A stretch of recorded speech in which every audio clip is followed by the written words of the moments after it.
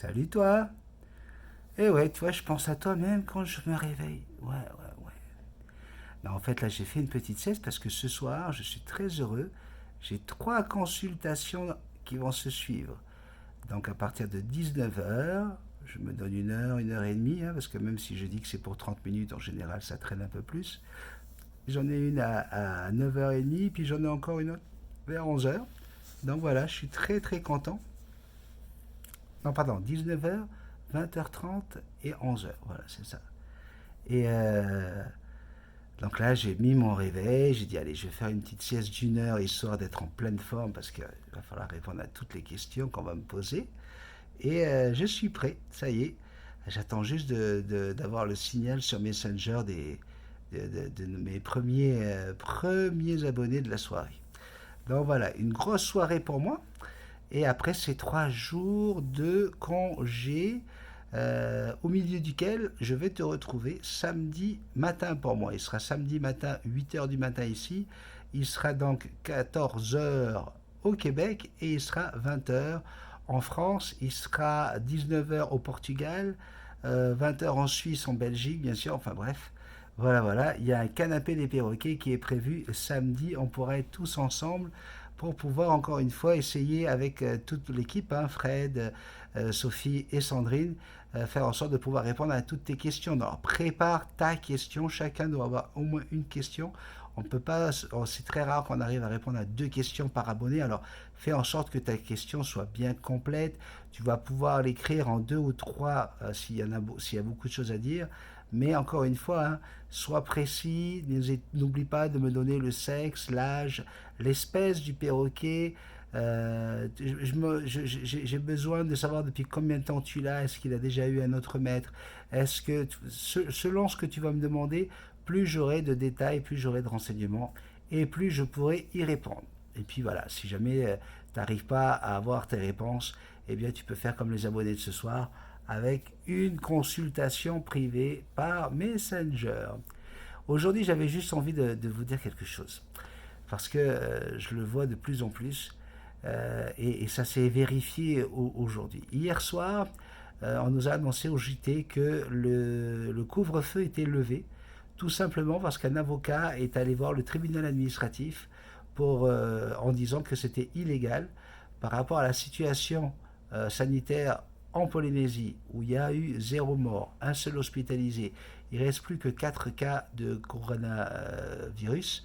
Euh, C'était illégal de bloquer toute la population, d'empêcher toute la population des îles où il n'y a pas du tout de coronavirus, les îles donc des archipels, des Marquises, des Gambiers, etc., mais également à Tahiti, parce que les chiffres que je vous ai donnés, tout ça est concentré sur l'île de Tahiti.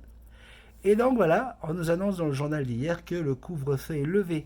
Ça veut dire que tous les restaurants vont pouvoir travailler, parce qu'ici les restaurants sont autorisés. Ils doivent respecter 50% de remplissage, mais bref, ils ont le droit, hein, ils ont le droit d'ouvrir. Et bien là, ils vont pouvoir travailler jusqu'à ce qu'il n'y ait plus de clients. Bref, tout le monde tous les gens de la profession sont contents. Alors, pendant qu'on était en couvre-feu, quand on parlait de ça, eh bien, je n'avais que des gens qui se plaignaient. À la radio, c'était que des gens qui se plaignaient. Ouais, c'est pas normal, il y a le couvre-feu, on prend nos libertés, comment ça se fait qu'à 20 h, il faut qu'on rentre chez nous. Du coup, on avait décalé le couvre-feu jusqu'à 21 h, justement à cause des plaintes. Bon. Et hier, on nous enlève le couvre-feu.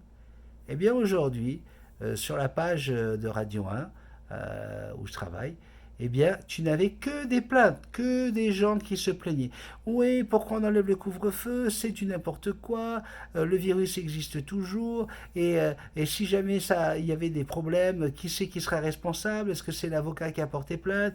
Est-ce que c'est le tribunal administratif? Sur qui va aller la faute? Que des plaintes. Et là, tu te dis, mais dans quelle société vivons-nous? Est-ce qu'on ne peut pas avoir des gens qui gueulent quand c'est positif, quoi, qui poussent des cris de joie, juste des cris de colère? C'est constamment, quoi. Donc, si tu veux, quelle que soit la situation, quand tu demandes aux gens, alors si vous êtes content, ça y est, on est libre, on a pu, on a enlevé le couvre-feu, on va pouvoir ressortir, en profiter. T'as personne qui est joyeux. T'as personne qui est joyeux. Quand c'est le couvre-feu, bah, ces gens-là, tu te dis, bah, s'ils sont pas joyeux quand on l'enlève, c'est qu'ils sont joyeux quand c'est le couvre-feu. Ouais, c'est génial, on peut dormir tranquille, on n'entend pas les chiens aboyer parce qu'il n'y a personne dehors dans les rues, on se sent en sécurité, tu vois. Eh ben non. C'est toujours, quelle que soit la situation, ceux qui n'aiment pas la situation qui se plaignent. Mais vous n'en avez pas marre de voir ce verre à moitié vide? Mais où sont les gens qui voient le verre à moitié plein? Ils existent. Et pourquoi ces gens-là ne prennent pas la parole pour apporter de la positivité, pour apporter du plaisir, de la joie? On est en train de nous enlever tous les plaisirs. On ne peut plus avoir le plaisir de s'embrasser. On n'a plus le plaisir de se rencontrer. Et bien quand ça revient, mais merde, on en parle quoi. Je ne sais pas, qu'est-ce que t'en penses toi, hein? Alors, encore une fois, je trouve qu'on est chanceux. Parce qu'avec la chaîne Multitaskman, moi je suis heureux de lire sous les vidéos des messages positifs, des messages d'amour, des messages de joie, de bienveillance. C'est tellement agréable. Et surtout, de ne quasiment pas avoir de messages négatifs. Je pense que je fais partie des seuls, des rares youtubeurs à avoir des messages positifs et à avoir si peu de pouces en bas. Hein, on en a toujours une dizaine, là on sait déjà qui c'est. Hein. Vous inquiétez pas, vous prenez pas la tête, il y en a qui se prennent la tête. Comment ça se fait qu'il y en a qui mettent des pouces en bas? C'est une bande d'abrutis. Il y a une bande d'abrutis qui aiment ça. Hein, on appelle ça des haters. Et il faut vraiment pas faire attention. Mais quand je vois le nombre de pouces en l'air, d'ailleurs n'oublie pas de mettre un pouce en l'air, ok? Eh bien, je me dis que je suis chanceux. Et je suis chanceux d'avoir des super beaux messages. On est gâtés avec Sandrine, Jackson. Vous êtes régulièrement en train de nous faire des gros bisous magiques. Donc voilà, c'est normal que tous les jours, je pense à toi. Allez, là, il faut que je me prépare pour de bon.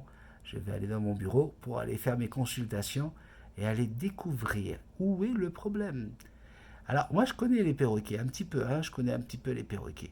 Et souvent, quand les gens me demandent des consultations, ils me disent mon perroquet a un problème. En général, c'est pas le perroquet le problème. Hein. À 99,9%, c'est l'humain le problème. Ben oui, le perroquet, lui, réagit par rapport à ta façon de l'éduquer, par rapport à ta façon d'être avec lui, par rapport au fait si il est tout seul avec toi ou si tu décides de lui offrir des copains et des copines perroquets. Et là, tu comprends pas pourquoi tu n'arrives pas à créer le lien. Bref, à 99,9%, l'erreur, elle vient de toi. C'est toi l'erreur. Yes, l'humain. Encore une fois. Allez, je vous fais de gros bisous magiques. Je vais aller m'occuper de mes abonnés qui ont besoin de moi avec leur perroquet. À très bientôt. Bye bye.